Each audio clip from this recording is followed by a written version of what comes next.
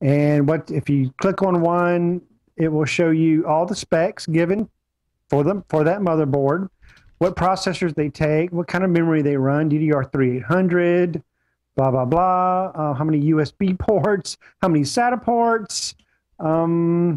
So yeah, if you're ever trying to compare systems, but here's the great thing about this. So really awesome. Not only do they have a board app, right?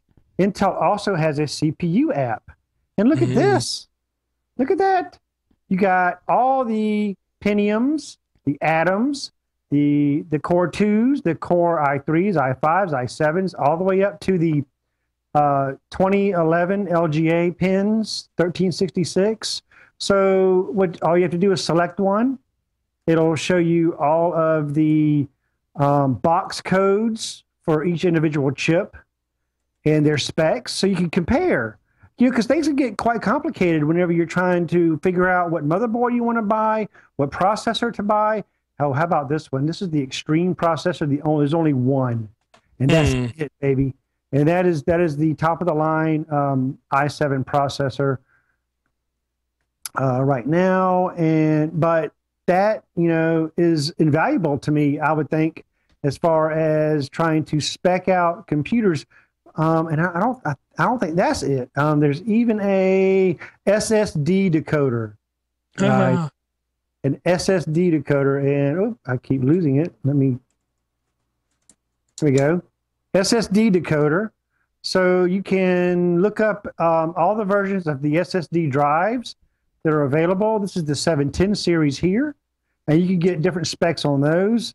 They're random and sequential read tests and benchmarks, and they even have their 510 series and their 320 series. So it really puts everything into perspective and simplifies things when you're trying to put together a system and wondering what all the specs are.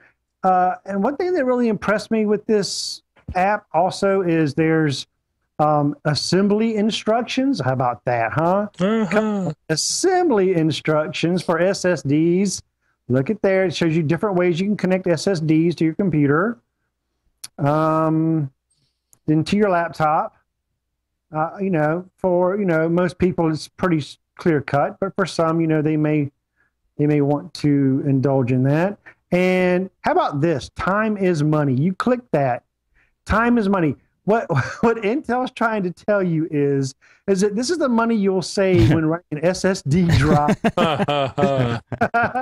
And I love it. This is the top slider here is your hourly rate. Okay, it starts off at like $60 an hour, but you can drop it all the way back to say $7 an hour, $10 an hour, $20 an hour, whatever. And then it wants to know your computer restarts per week. And you resume from standby with wireless enabled per week, and your launch offless applications per week. And it will give you a calculation at the very bottom here of how much money you will save per week with an SSD drive. This is awesome. Wow. Unbelievable. I mean, is that just freaking, just Intel selling it, They're selling it hard. Dude, I love this app. I mean, not the time is money as much as the specs. Here's a visual of how much, difference between the hard drive and the SSDs. I mean, what an app to have. It shows you the difference on what they look like. And then if you go to gaming, they start all of a sudden they play a video. It's a really cool video. They show you the lag time in games. And the difference that your system will make with, a mechanical hard drive versus an SSD. And in this video, at the end, obviously, the SSD one renders things much faster because it's pulling map data from the drives much, much quicker than, the mechanical hard drive. Really? Yes. And that's what this demo here will show you. The guy on the left with the SSD will get to his destination point faster than the guy on the right with the mechanical hard drive. Come on, yep. You can't buy how fast a cartoon horse gets to his destination. It's all about frame rate. He's done. Look, he's still going. He's done. He's still going. He's still going. He's still going. The same map, the same pattern.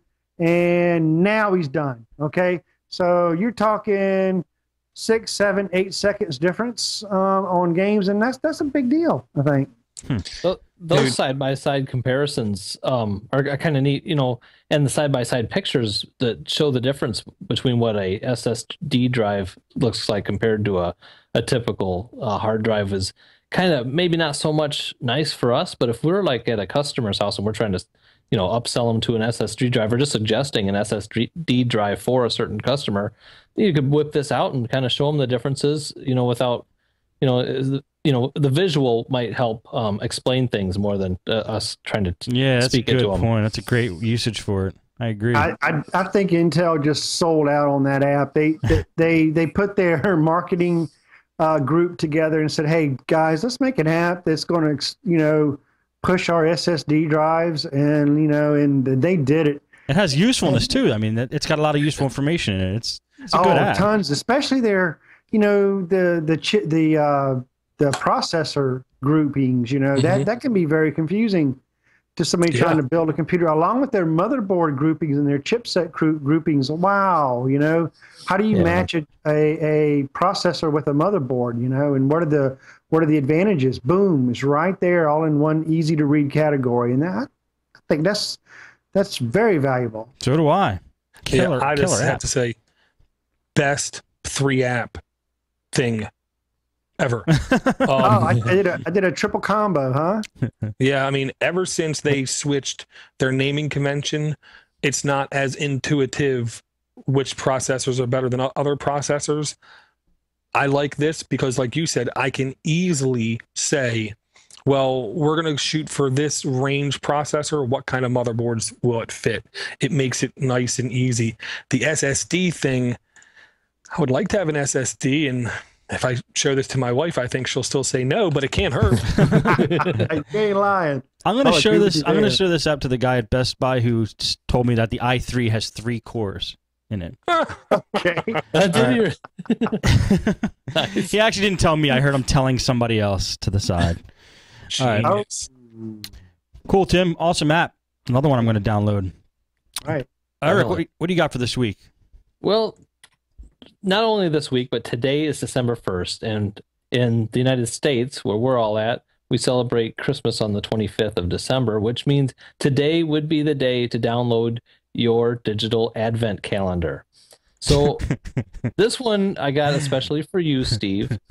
Even in the last, the last second kind of thing that we had, this one is called, I think it's called Cats or something like that.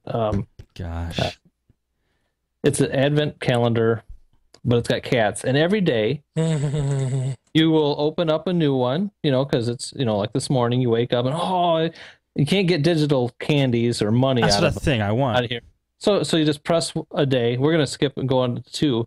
And when you hit it, it's going to take you to it won't even let me do 2 till tomorrow. See, that's how sophisticated this app is. Wow. It takes you to a cat video on YouTube every day. I got a lot of glare there, don't I? Super today's a Super Cats, and it's it seems to be just a random cats. First one was chasing a laser beam. Now there's 2 cats running on a treadmill. I like random apps. Oh, cool. So there's this every day you're gonna get some kind of crazy cat video. Wow. Hey. Damn, another one I'm going to download. You guys are bringing it this week. So that just throws up random cat apps videos every day? I think it's probably going to be the same for everybody who downloads it. We'll get the same one each day. I've also got another. But it changes every day, right? Yep. Every day you'll get to open up a new cat. And then I've got another advent calendar if you don't like cats, which I'm not a big cat fan. But there are there's also one that is a different little game every day. And like I said, I was running kind of behind, so I didn't get to check these out. And are you a cat fan, Eric? I'm not. You're not? Wow, that freaking screen could fool me. Eric was not running behind. He joined the show at the last minute. Oh, no. Thank you. No, I'm just saying because he said he was running behind. Okay, Yeah. so this is another Advent calendar, and I posted the link to this one. This one I think is by Magic Solver, and this one when you press your day one, it's got a little box present at the bottom of the screen, and then it says tap to undo the ribbon. Okay. So you tap that, and the ribbon comes off of the box, and then let me guess, a chick jumps out of the box, right, Eric? Cleavage. Then you gotta tap to open the lid. And so then the lid opens. After you tap that, some sparkly stars come flying out of the lid. Then you got to turn your phone upside down for the stuff to come out. What? And the gift that comes out is a link to girls. This is a link to a game, and I have not played the game yet. I'm thinking they're giving you. This is a link to a game called Drop by Out of Pixels, and I have not yet played the game or anything like that. I'm assuming you get some small mini game every day. That's awesome. So you got to turn the phone upside down and pour out your present? Pour out your present. Yep. That's awesome. And That's if you go into the Android app market, there's probably 20 different Advent calendars that you should start with your kids or without your kids today. There is one of them, I mean, in case you're interested, there is the swimsuit issue Advent calendar where you'll get a new swimsuit model every day of December until Christmas. Now we're talking. And I don't know if these have special Easter eggs maybe that come up at the end of the time or not. That would be kind of neat, I think, to have a very nice, Christmas one at the end. Yeah. I know I've never done an Advent calendar, but I think I'm going to start. Oh, we made one ourselves this year. We actually bought one at it's somebody crafted a bunch of little boxes, and we bought it at like a rummage sale, and there's a bunch of little boxes, and some of them we put candy in each box and maybe coins and stuff. But usually it's usually cheap taste and horrible chocolate in each one, and you buy them for like $1.50 at Walgreens, and they're nasty. The kids don't even like the chocolate in them. They still like to open the door every day, but the chocolate was always really bad. Yeah. So we put quality candy in this one we bought at the rummage sale. It's kind of nice. Sweet. Eric, I still need to get with you on that link about those bikini girls. I'll get with you after the show on that, okay? Yeah, it's in the market. Just go to Advent Bikini. You'll be all right. Advent Bikini. I don't know if those two words should ever go together, but awesome. Thanks, Eric. In some strange way, they do. I'm gonna do a little. I don't really have a new app, but I wanted to just give props because I'm really starting to organize my life a little bit more. To some apps that were brought up before that I'm using now, and that's one of them is actually the app that Dor brought up. I think it was Dor. It's called Business Calendar, the app, and it's a calendar app with not a lot of glitz. It doesn't have the polish of other apps, but it has tons of functionality, and I've been using that a lot last week to schedule things. And I'm also using Astrid Tasks, which seems to be working good, and it's also syncing with my Google Tasks, and it's working pretty good now. It's a handy little task program. It comes with widgets and stuff too if you need it, and helps you keep track of daily tasks.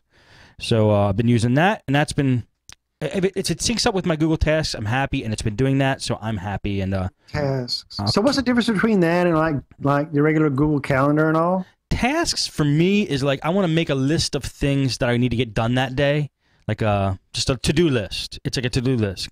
Whereas a calendar, you have to put times in. I don't want to put times in for everything, and it's just a quick jot down of what I have to do today, so I could look at that. Whereas calendars, if I have an appointment or if I need to be somewhere, I'll put that into a calendar. So I've kind of been separating them. I think it works better for me that way. Yeah, that might work better. I know what you're saying. Yeah, but Astrid seems decent for tasks, and Business Calendar seems good for calendar. So that's what I got this week. Over to Dor. Yeah, I would say I did bring up Business Calendar. I think it was a free Amazon app of the day. I'm still a big fan of it. Non-flashy.